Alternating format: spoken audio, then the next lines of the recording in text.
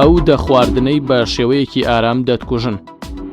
کۆمەڵێک خواردن هەیە ڕۆژانە بەکاردەهێنرێت و ماترسێکی گەورەی هەیە بۆ تەندروستیمان کە بریتین لەم دەخۆراکە و پێویستە هەوڵ بدەین لێی دوور بکەوینەوە و کەمی بکەینەوە، چونکە مەرجنیە لە ئێستادا هەستی پێ بکەین ڕەنگە کاریگەریەکەی دوای چەندین ساڵ دەربکەوێت.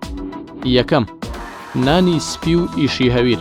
هەموو ئەو شیرینیانە و ئیشی هەویریانەی لە ئار دروست دەکرێن ئەگەر بە شێوەیەکی زیاد لە پێویست بخورێت دەبێتە هۆی زیادبوونی شەکرە لە جۆری دووەم و ناخۆشیەکانی دڵ و خوێنبەرەکان و زیادبوونی کێش. دووەم، پەتاتەی سوورەوەکراو یاخود جپسی پەتاتە. خواردنی ئەم جۆرە پەتاتەیە سەرچاوەی نەخۆشی شێرپەنجەی مەمپ و کۆڵۆن و پرۆستاتە.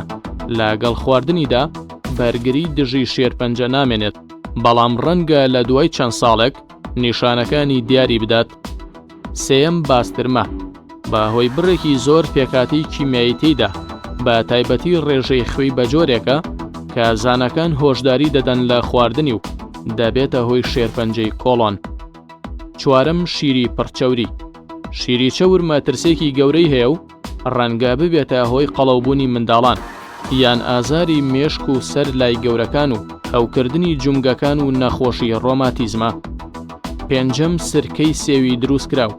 ئەو سرکەی سێوانەی بۆ بازرگانی دروست دەکرێن بڕێکی زۆر شاکر و چەوری تێدایە و بۆ ڕەنگەکەی شەرابی گەنمەشامی دروستکراو بەکاردەهێنن و زیانی هەیە.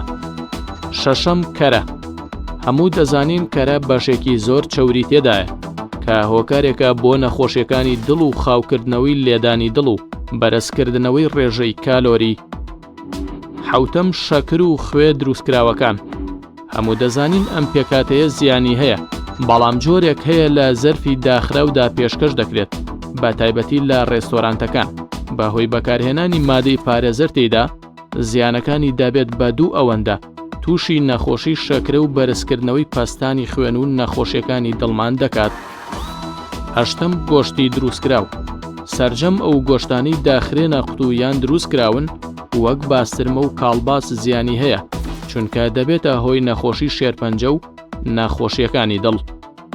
نۆیەم، سۆسی تەماتە. سۆسی تەماتە بڕێکی زۆر شەکری تێدایە، ئەگەر زۆر بخورێت دەبێتە هۆی نەخۆشی شەکرە و دڵ و خوێنبەرەکان، هەروەها هۆکارێکە بۆ کلۆربوونی ددان. دەیەم، خواردنەوە غازیەکان. بەهۆی بەرزی ڕێژەی شەکرەوە جگەلەوەی کێش زیاد دەکات، لە هەمان کادا دەبێتە سەرچاوی نەخۆشیەکانی شەکرە و دڵ و هەروەها زیان بە ددان دەگەیەنێت.